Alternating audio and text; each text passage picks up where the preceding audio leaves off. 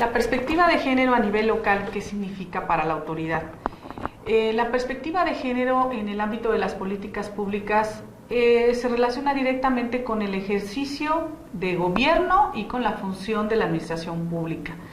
Anteriormente se pensaba que la perspectiva de género era un tema solo de mujeres. Entonces, a raíz de las reformas de la Constitución, como se mencionó en el capítulo anterior, se habló de que esas reformas incluyen los tratados internacionales.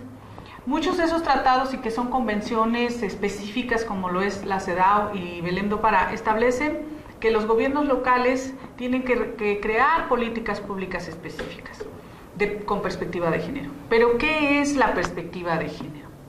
La perspectiva de género no es más que una visión que debe tener quien toma decisiones sobre las situaciones específicas que afectan a mujeres y niñas. En este sentido, conviene aclarar de dónde surgió el concepto de género. El concepto de género emergió en los años 60 en el contexto de investigaciones médicas sobre trastornos de la identidad sexual de los seres humanos.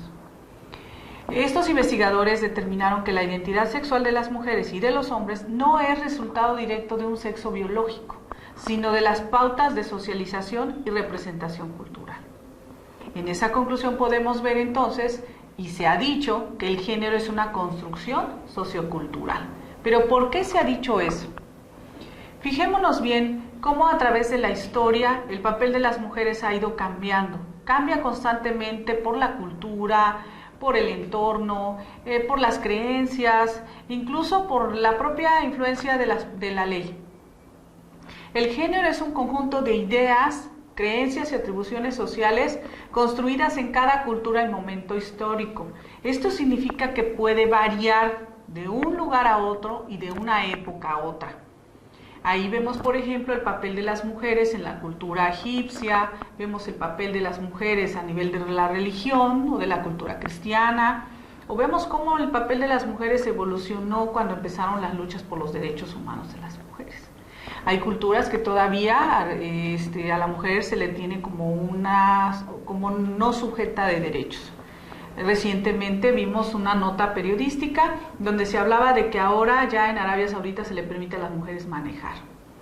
O sea, era el único país el cual tenía prohibido a las mujeres manejar. Eso habla de una cultura, de una evolución, en el que para ciertas culturas el papel de la mujer puede ser tan amplio como se lo permita la propia comunidad, la propia sociedad, y en otro como la propia sociedad puede o no dejar que las mujeres ejerzan sus derechos. Entonces, por eso se habla de que varía de un lugar a otro o de una época a otra. Es a partir de ello que se elaboraron los conceptos de masculinidad y feminidad, que determinan el comportamiento, las funciones, las oportunidades y la valoración y las relaciones entre mujeres y hombres. Es esa determinación de lo masculino y lo femenino lo que realmente construye el género.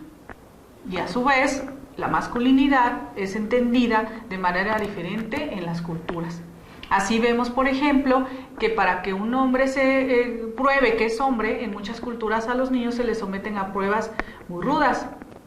Tenemos el caso en el que se les someten a picaduras de hormigas venenosas, a realizar pruebas de resistencia, a caminatas en el campo sin ninguna protección. A determinada edad tienen que irse de su comunidad y sobrevivir en los campos, o son sometidos a pruebas muy rudas, incluso físicas o mentales. Esa masculinidad les dice que tienen que probar que son realmente hombres y que se merecen ese título. Entonces eso también es algo cultural.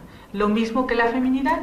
Muchas mujeres o en muchas culturas la apariencia física de las mujeres es de suma importancia, la delgadez, y en otras la obesidad. Tenemos culturas como en Birmania, en donde las mujeres que están expuestas a una alimentación para que tengan un sobrepeso, porque se piensa que la mujer que tiene un peso determinado vale más.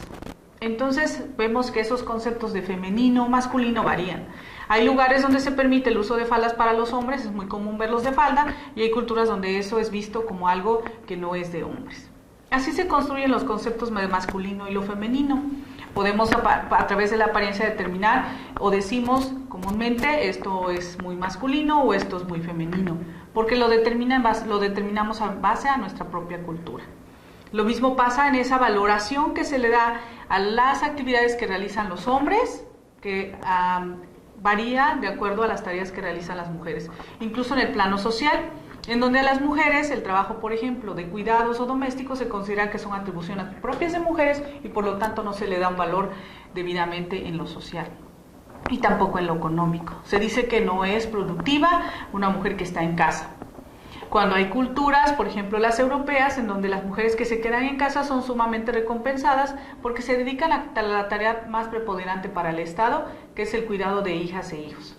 ¿Por qué? Porque se piensa que van a criar a ciudadanos o ciudadanas que van a aportar al país. Entonces son recompensadas por asumir ese tipo de papeles. No lo vemos así en México. Bien, esta cuestión entonces sociocultural del género, esta construcción, también lo importante es que se puede deconstruir. Son construcciones que pueden modificarse y que a través de un trabajo, en el cambio de las ideas, en el cambio de las creencias o en el cambio de la idiosincrasia, se pueden modificar.